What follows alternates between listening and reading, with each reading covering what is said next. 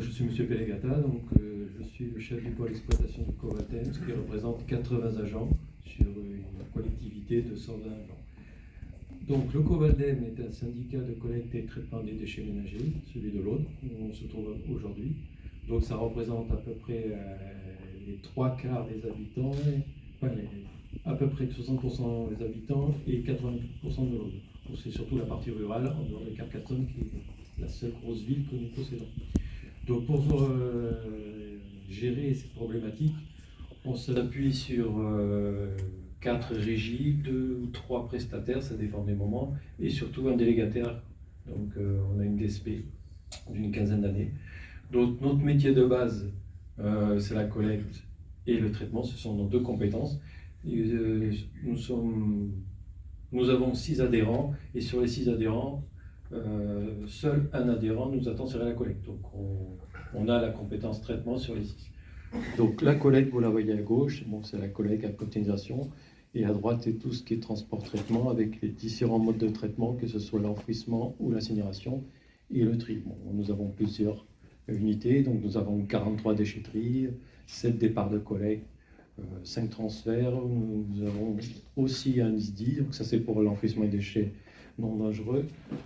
Et nous utilisons les incinérateurs toulousains depuis quelques années.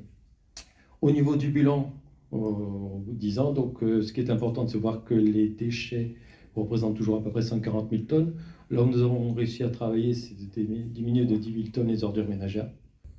Donc on a développé beaucoup de filières de valorisation, principalement de valorisation matière.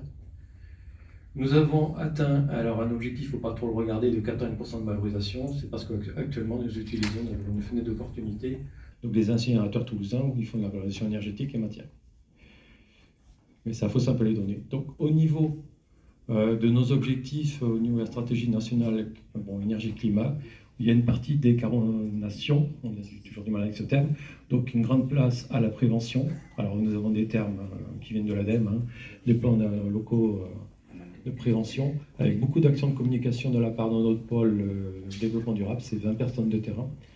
Nous avons aussi une action sur le réemploi avec tout ce qui est zones de réemploi et ressourceries que nous avons ici à Carcassonne, et le recyclage avec le développement donc, des REP depuis 1992, puisque c'est la grande loi fondatrice de notre métier.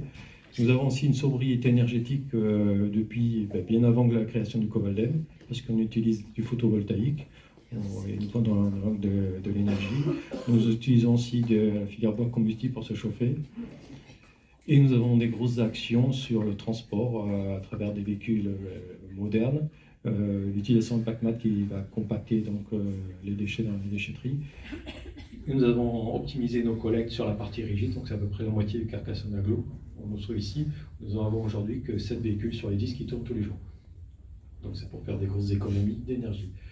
Et ce qui nous intéresse aujourd'hui, la production d'énergie renouvelable.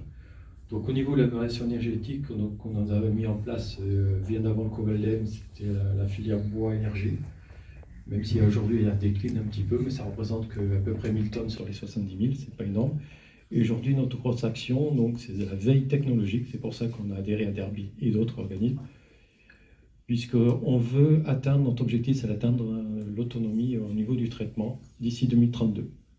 Alors on relance toutes ces recherches, puisque nous devions avoir une usine en 2023 sur notre site d'Alzone, via notre délégataire, mais que ça n'a pas abouti. Donc comme aujourd'hui ils ne font pas grand-chose, on a des relations très tendues depuis quelques temps, mais donc on a décidé de faire la veille technologique, et ça va notamment sur la recherche sur tout ce qui est méthanisation et l'hydrogène.